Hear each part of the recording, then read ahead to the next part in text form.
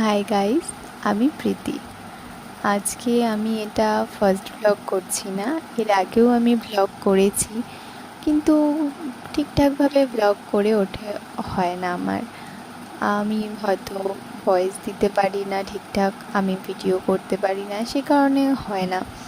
কিন্তু এই একাকিত্ব থেকে থেকে এমন হয়ে গেছে না, এখন মনে হয় কি যদি একটু কোথাও একটা কথা বলে নিজেকে যদি একটু ঠিকঠাক রাখতে পারি, তো আমার কাছে বেস্ট অপশন মনে হলো এই ছোট ছোট ভিডিও করে তার মধ্যে ভয়েস ক্লিপ দিয়ে নিজের কথা বলা। কারণ এমন পরিস্থিতির মধ্যে দিয়ে আমি যাচ্ছি যে না পারছি কারোর সাথে ক্লিয়ারভাবে কথা বলতে, না পারছি কাউকে বোঝাতে নিজের কথা। তো যাই হোক, তো কালকে আসলে সারাটা রাত্রি ঘুম আসেনি, ঘুমাতেই পারিনি সারা রাত্রি। হঠাৎ করেই মনটা খুব খারাপ লাগছিল। তো আমার মন খারাপ লাগলেই আমার একটাই স্থান, মন খারাপ লাগলে আমি চটজলদি চলে যাই গঙ্গার ঘাটে।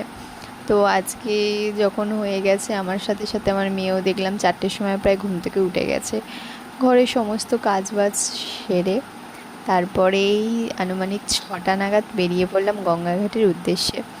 গঙ্গার ঘাটে গিয়ে যে এতটা শান্তি লাগে, এতটা শান্তি লাগে এই সমস্ত জিনিস দেখে বলে বোঝাতে পারবো না। যতটা না সারাটা দিন না ঘুমিয়ে কান্নাকাটি করে কাটিয়েছি, তার থেকেও বেশি শান্তি এখানে আমার মাথাতেই থাকে না কিছু, যে কি করেছি আমি সারাদিন ধরে, কেন সারা রাত্রির ঘুমাইনি, শরীরে যে ক্লান্তি ভাব কিচ্ছু থাকে না। জাস্ট মাথা থেকে সব কিছু ঠান্ডা মাথায় পুরো বাড়ি আসতে পারি আমি আর কি।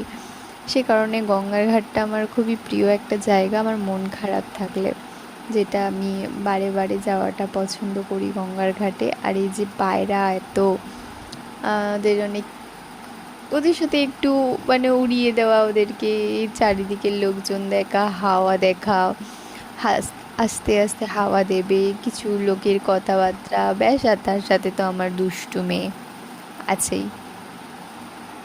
এই নিয়ে এভাবেই আজকে সময়টা কাটালাম। ভাবলাম যে এইটুকু কথাই তুলে ধরি আর কি।